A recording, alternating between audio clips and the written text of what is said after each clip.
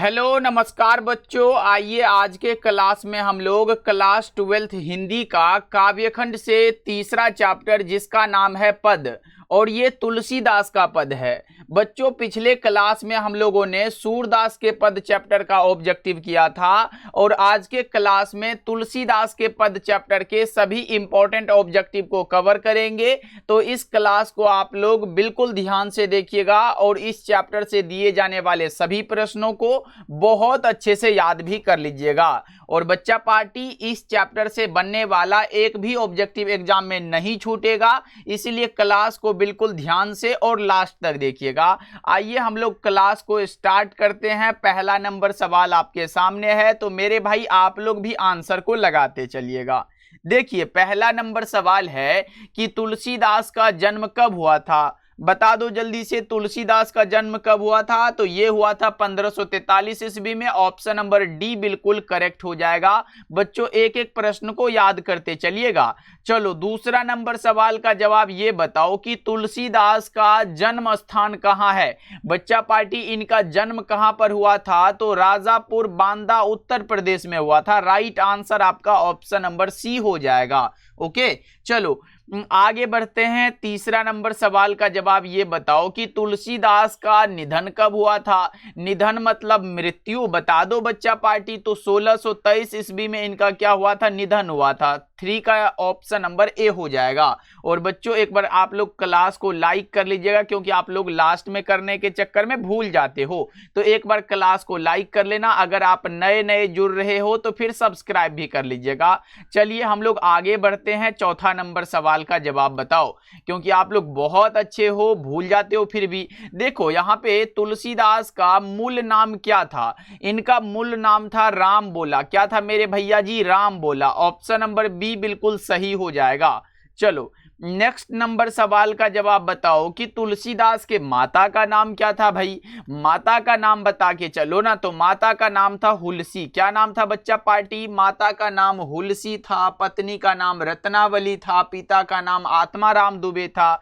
चलो ना नीचे में ऑब्जेक्टिव बना होगा। देखो यहाँ पे है कि तुलसीदास के पिता का नाम क्या था। इनके पिताजी का नाम था आत्माराम दुबे। क्या नाम था बच्चों, आत्माराम दुबे। 6 का राइट आंसर ए हो जाएगा। चलो 7 नंबर सवाल का जवाब बताओ कि तुलसीदास की पत्नी का नाम क्या था। जल्दी से बताओ कि तुलसीदास की पत्नी का नाम क्या था। तो रत्नावली था। मैंने बताया ऊपर में। ऑप्शन नंबर बी आप लोग लगा के चलिएगा। ओके चलो 8 नंबर सवाल का जवाब यहाँ पे बता के चलो कि तुलसीदास के दीक्षा गुरु कौन थे। देखो इनके शिक्षा गुरु शेष सनातन थे, दीक्षा गुरु नरहरि दास थे। 8 नंबर सवाल का जवाब ऑप्शन नंबर ए हो जाएगा। 8 का क्या बता रहे हो मेरे प्यारे भाई, ऑप्शन नंबर ए लगा रहे हो, नरहरि दास। चलो आगे बढ़ते हैं। अगला नंबर सवाल का जवाब यहाँ पे बता के चलो तुलसीदास के शिक्षा गुरु कौन थे। तो शिक्षा गुरु शेष सनातन थे, और शेष सनातन काशी के विद्वान थे। भाई कहाँ के एग्जाम में आएगा कि शेष सनातन जो थे वो कहाँ के विद्वान थे।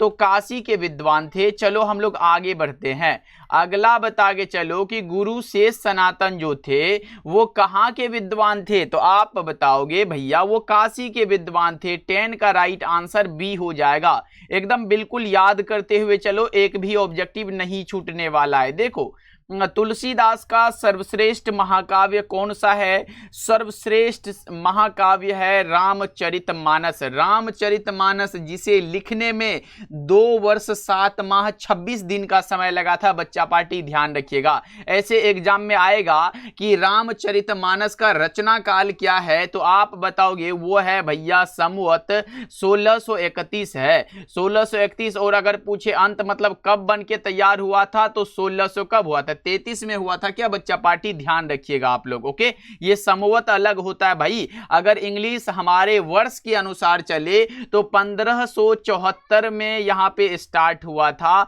और कब तक चला था, 1576 तक ये चला था। ध्यान रखिएगा आप लोग। ओके चलो आगे बढ़ते हैं। अगला नंबर सवाल का जवाब यहाँ पे बता के चलो कि तुलसीदास का अस्थाई निवास स्थान कहाँ था। तुलसीदास का अस्थाई निवास स्थान अगर मैं बताऊं तो वो था भाई काशी। कहाँ पर था, काशी में। ऑप्शन नंबर बी करेक्ट होगा 12 का।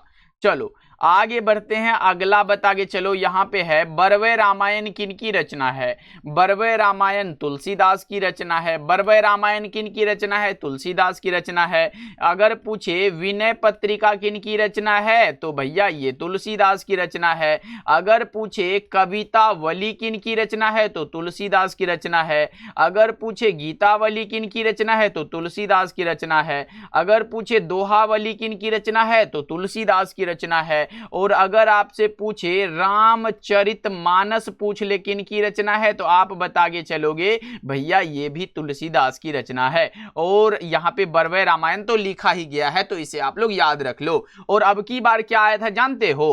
अब की बार आया था कि रामलला, यहाँ पे याद रखना बच्चों, रामलला नहछु किनकी रचना है, तो ये भी भाई तुलसीदास की रचना है, ध्यान रखो। ओके, चलो आगे बढ़ते हैं, अगला बता के चलो। यहाँ पे प्रश्न ये है कि काशी में कितने वर्ष रहकर तुलसीदास विद्या अध्ययन किए थे, तो 15 वर्षों तक। ऑप्शन नंबर बी करेक्ट हो जाएगा।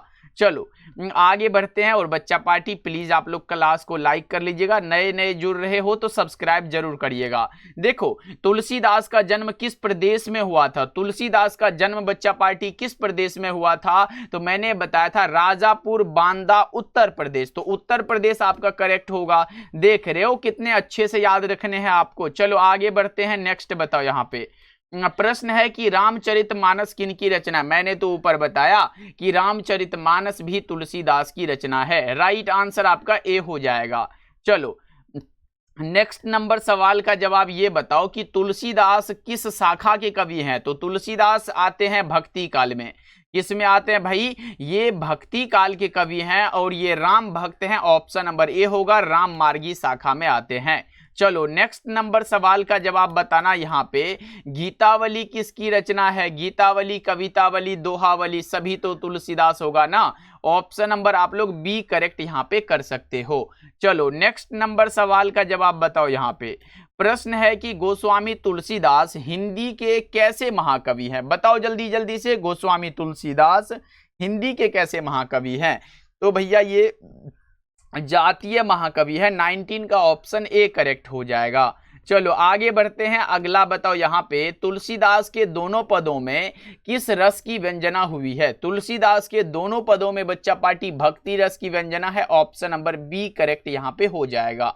चलो नेक्स्ट नंबर सवाल का जवाब बताओ। यहाँ पे निम्न में कौन सी रचना है जो तुलसीदास की है? तो शिवा बावनी नहीं होगा, क्योंकि ये किन की रचना है भैया जी? ये भूषण जी की रचना है। मसला नामा जो कि जायसी जी की रचना है। और अगर लहर की बात करूं तो ये है जयशंकर प्रसाद। यहाँ पे ये किन की है? जयशंकर प्रसाद जी की रचना है। तो हमारा करेक्ट आंसर दोहावली जो कि तुलसीदास की रचना है। चलो आगे बढ़ते हैं, अगला बता के चलो। यहाँ पे प्रश्न है कि निम्नलिखित में कौन सी रचना तुलसीदास की नहीं है? और देखो रामलला नहछु है, वैराग्य संदीपनी है, बरवे रामायण है, लेकिन सूरसागर ये नहीं है, क्योंकि सूरसागर सूरदास की रचना है। किन की है भैया जी? सूरदास की रचना है, ध्यान रखिएगा आप लोग। चलो आगे बढ़ते हैं बच्चा पार्टी। इसका पीडीएफ कहां से लेना है वो क्लास के लास्ट में बता देंगे आपको, पहले इसे याद करो। देखो कबहुक अम्ब अवसर पाई में अम्ब संबोधन किसके लिए है? तो तुलसीदास जी माता सीता के लिए। इन्हें कहते हैं ना भाई, राम जी को अपने दीन दुखी के बारे में बताने के लिए बोले हैं, तो इसमें अम्ब जो है वो माता सीता के लिए प्रयोग हुआ है। ऑप्शन नंबर ए करेक्ट हो जाएगा। चलो आगे बढ़ते हैं, अगला नंबर सवाल का जवाब यहाँ पे बता के चलो कि तुलसीदास ने प्रथम पद में अपना किस यहाँ पे परिचय जो है वो किस रूप में दिया है? तो माता सीता के दास के रूप में। ऑप्शन नंबर डी आपका यहाँ पे करेक्ट हो जाएगा बच्चा पार्टी, याद रखिएगा। चलो आगे बढ़ते हैं, अगला बता के चलो। यहाँ पे तुलसीदास ने अपने युग के किन दो साहित्यिक भाषाओं को अपनाया है? तो बता के चलो वो है अवधी और ब्रज भाषा। कौन सा है? अवधी और ब्रज भाषा बच्चों। चलो नेक्स्ट नंबर सवाल का जवाब यहां पे बता के चलना कि हिंदी साहित्य का समन्वयवादी कवि किसे माना जाता है। हिंदी साहित्य का समन्वयवादी कवि तुलसीदास को कहा जाता है।